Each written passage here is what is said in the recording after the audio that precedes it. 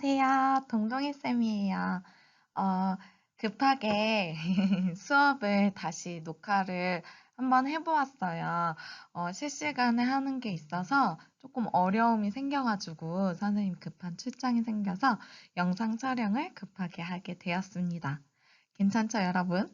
네, 이번 시간에는 그동안의 모든 수업을 복습해보는 시간을 가져보려고 합니다. 그동안 우리가 어떤 거 배웠죠? 한번 대답해 보세요. 맞습니다. 첫 번째, 메데이아라는 작품에 대해서 배웠고요. 그리고 맥베스라는 작품을 오늘 2교시, 3교시를 통해서 배웠습니다. 그리고 연기 교과서 중에서도 기본 의미 분석이라는 단원, 그리고 맥락과 감정 분석이라는 단원을 배웠어요. 그래서 오늘 이 모든 수업을 배운 걸 바탕으로 복습을 해보는 시간을 가져보려고 해요. 선생님이 제공해준 활동지에 여러분들이 직접 작성하면서 문제와 답을 기록해보는 시간을 가져보도록 하겠습니다.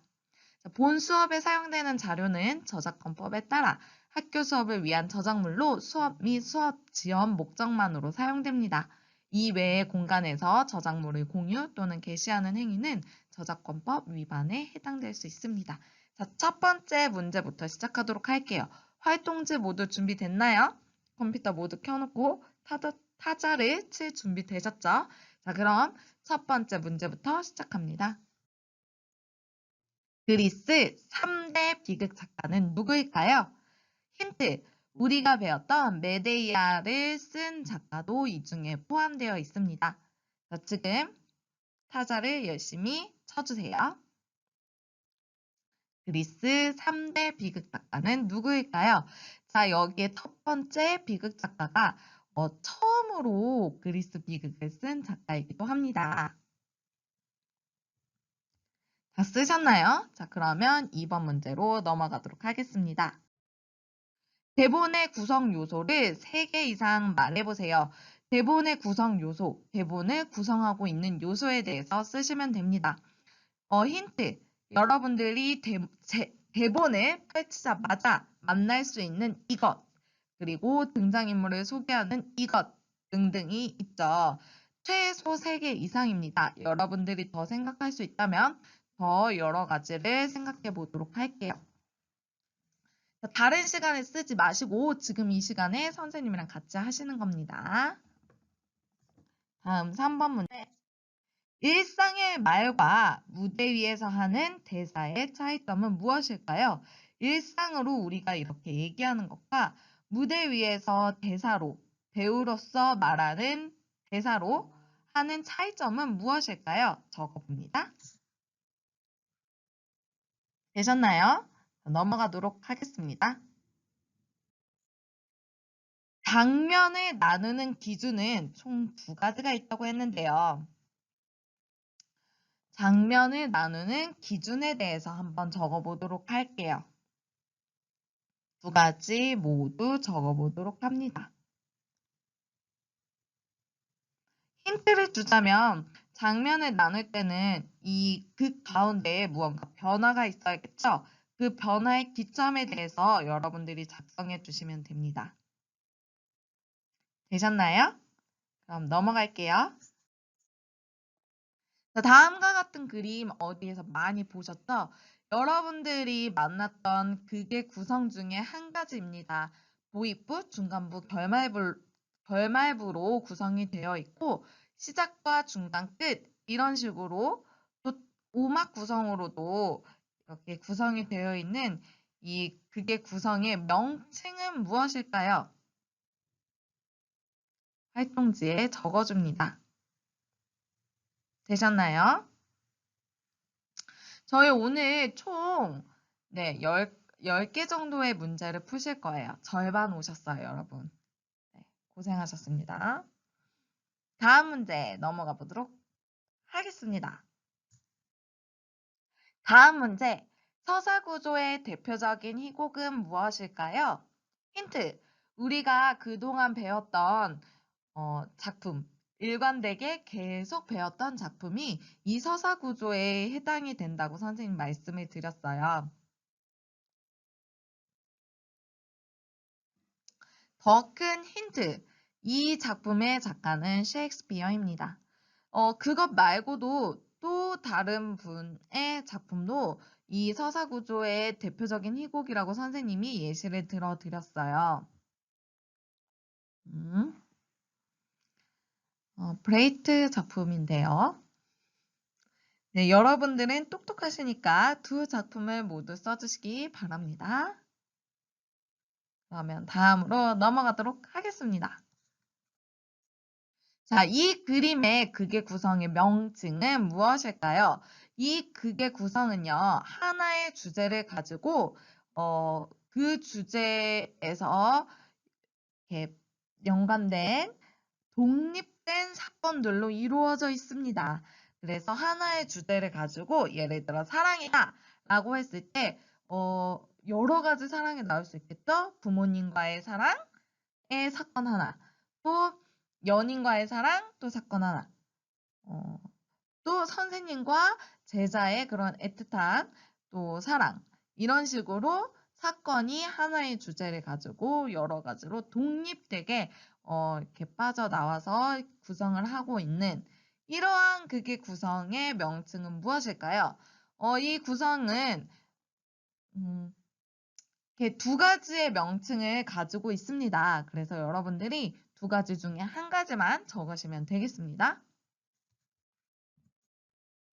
자, 상황 구조의 특징은 무엇일까요? 이 상황 구조라는 것은 그림이 힌트로 드리면 동그래요. 동그랗고 화살표가 이렇게 있어요. 네. 이것을 잘 글로 풀어서 한번 써보시기 바랍니다. 상황 구조의 특징. 기억나시는 분은 이 상황 구조에 해당되는 희곡 작품도 한번 써보시길 바래요. 네, 넘어가겠습니다. 다음과 같은 모델 어디에서 많이 보셨죠? 우리 등장인물로 이제 역할 분석할 때 등장인물 관계도, 인물 관계도에 대해서 배울 때 배웠던 모델인데요. 모델이라고 불렀습니다. 자, 이 모델의 명칭을 적어주시기 바랍니다. 자, 마지막 문제. 이 인물 어디에서 많이 보셨죠? 오늘 바로 배웠습니다. 이 인물의 이름과 특징을 한번 써보세요. 맥베스에 나오는 인물입니다. 고생하셨습니다, 여러분. 모두 잘 쓰셨나요? 막힌 거 없이 다 한 번에 적으셨나요, 여러분? 공부를 열심히 하셨다면 굉장히 쉬운 문제들이었을 것이고, 공부를 하지 않았다면 어려웠을 그런 문제들로 제가 한번 구성을 해보았는데요. 자, 이 시간 바로 정답을 알려드리도록 할 거예요. 그래서 여러분들이 내가 쓴 정답을 보면서 틀린 것이 있다면 잘 수정해 보도록 하면서 해설을 들어보도록 할게요. 첫 번째 문제부터 시작하겠습니다. 그리스 3대 비극 작가는 누구일까요? 정답은 누구? 아이스킬로스, 소포클레스, 에우리피데스 총 3명입니다. 그래서 우리가 배웠던 메데이아 작품을 쓴 작가는 누구였다? 에우리피데스였다. 네, 잘 하셨습니다, 여러분. 모두 맞추셨죠?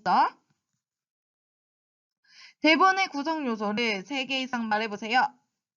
잘 쓰셨죠? 정답은 누구? 제목, 등장인물, 대사, 지문, 해설 등등 뭐 작가에 대한 것도 있을 수 있고요. 그쵸? 그래서 여러 가지들이 있습니다. 다 잘 쓰셨죠? 일상의 말과 대사의 차이점 무엇일까요? 우리가 봤던 표를 다시 한번 보면서 보도록 할게요. 자, 이 표 많이 보셨죠? 제가 예시로 말씀을 드렸던 표입니다. 그래서 어떤 내용이 들어가든 한 가지 이상 들어갔다면 정답으로 해드릴 거예요. 그래서 여러분들이 본인이 좀 틀린 것들이 있다라고 하시면은 지금 바로 수정을 해주시면 됩니다. 장면을 나누는 기준 2가지가 있었는데요. 어떤 기준이 있었나요? 인물의 등퇴장 그리고 동기의 변화 것과 같은 두 가지 특징이 있었습니다. 모두 잘 쓰셨나요? 자, 이 그림의 극의 구성의 명칭, 네 가지 중에 어떤 거였죠, 여러분? 맞아요. 드라마틱 플롯이라고 극적 구조가 바로 이 그림에 해당되는 상막 구조, 뭐 오막 구조와 같은 가장 일반적인 그런 극의 구성을 이루고 있는 구성이라고 할 수 있겠습니다. 서사 구조의 대표적인 희곡, 우리가 계속 배웠던 작품, 한여름밤의 꿈, 그리고 블레이트의 코카서스의 백무건이라는 작품이 서사 구조로 이루어져 있었어요. 이 서사 구조의 그림 기억나시나요? 이렇게 물결 모양을 이루고 있었는데요. 서로 이렇게 유연하게 맞닿아 있으면서도 독립된 그런 사건들이 진행이 되는 그런 구성을 여기 서사 구조라고 말씀을 드렸었죠. 기억하시죠, 여러분? 네, 다음과 같은 그림 기억나시나요, 여러분? 하나의 주제를 가지고 독립된 사건들로 이루어진 다음과 같은 극의 구성의 명칭. 정답은 연속구조라고 합니다. 옴니버스식 구조라고도 하는데요. 닐 사이먼의 굿닥터라는 작품이 이에 해당되는 극의 구성이죠. 기억나시죠? 넘어갈게요. 상황 구조의 특징은 어떻게 됐나요, 여러분? 어떤 모양을 이루고 있다고요? 원으로 이루어지고 있다고요. 거기에 보면은 화살표가 이렇게 갔다가 또 다시 이렇게 처음으로 돌아가는 화살표를 그리고 있어요. 이야기의 출발점과 결말이 같은 특징을 가지고 있고요. 순환되는 구조라고 해서 순환 구조라고도 불립니다. 그래서 어떤 극의 내용보다는 상황이 더 강조되는 작가가 극의 내용보다는 어떤 계속되는 어떤 이런 이야기에 대한 상황을 강조하고자 할 때 이런 구조를 쓰고요. 그래서 베케트의 고도를 기다리며 대머리 여가수와 같은 그런 작품들이 이와 같은 게 해당되는 그 구조라고 할 수 있겠죠. 자, 이 모델 등장인물 우리 인물관계도 배울 때 배웠던 모델인데요. 행위소 모델이죠. 다 맞추셨죠? 네, 이 인물 맥베스에 등장하는 인물입니다. 굉장히 중요한 인물이죠. 나중에 죽고 나서도 맥베스한테 유령으로 나타나서 맥베스를 계속 괴롭히는 그런 인물이기도 합니다. 네, 벤코우고요. 아들이 장차 왕이 된다는 예언을 받아요. 그래서 플로런스가 도망을 가죠. 그래서 끝에 막 칼을 들고 영화에서는 칼을 들고 막 달려가는 모습으로 영화가 끝이 나는데 어쨌든 네, 이 인물 기억나시죠, 여러분? 자, 모두 몇 개나 맞추셨나요? 나 10개 다 맞췄다. 손 들어서 확인해 주세요. 들려주세요. 네. 잘하셨어요, 여러분. 역시 방송연예과 8기 친구들답습니다. 모두 고생하셨고요. 오늘 이렇게 복습을 해보았는데 여러분들이 이렇게 잘 열심히 잘 따라와주고 있어서 선생님은 정말 뿌듯합니다. 빨리 우리가 만나서 이야기를 다시 나눌 수 있는 날이 왔으면 좋겠어요. 네. 오늘의 숙제가 있어요, 여러분. 소년이 그랬다라는 작품이에요. 소년이 그랬다라는 작품이 한예종 그 필수 희곡으로 지금 지정이 되어 있는데 굉장히 우리가 이야기할 것도 많고 또 배울 것도 많고 고민해 볼 지점도 많은 그런 작품입니다. 선생님이 PDF 파일을 구글 클래스룸에 올려놓았어요. 여러분들이 읽어보시고 다음 시간에 우리가 이야기할 게 굉장히 많거든요. 이 작품에 대해서. 그래서 꼭 읽어오시기를 바랍니다. 네, 숙제예요. 그래서 이 작품을 가지고 여러분들이라면, 나라면, 내가 이 소년이라면, 나는 어떻게 할 것인가? 나는 어느 쪽에 더 공감이 가는가에 대해서 서로 이야기를 한번 해보고 같이 고민해보는 시간 갖도록 할 거고요. 어,